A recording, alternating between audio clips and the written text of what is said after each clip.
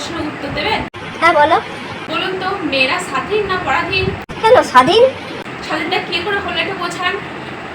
বাবা মা মানে মেয়েরা যখন বড় হয় তখন তখন বলে, এই তুমি এখানে যেও না, ওখানে যেও না, এই ছেলের সাথে কথা বলো না, ওই ছেলের সাথে কথা বলো না। তার স্বাধীনটা কি করে হলো?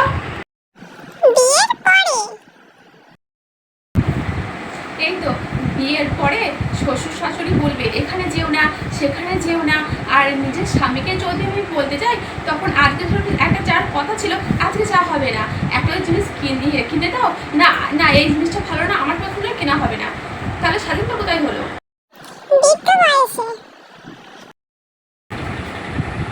এই যে এখন বয়স হয়েছে, বৃদ্ধ হয়েছি, তো এখন ছেলের অধীনে, ছেলে যা বলবে সেটাই শুনতে হবে।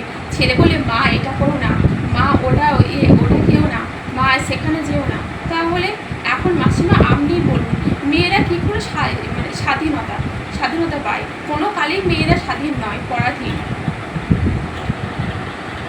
তাই না বটে মা গো, আমি তো এত ভেবে দেখিনি।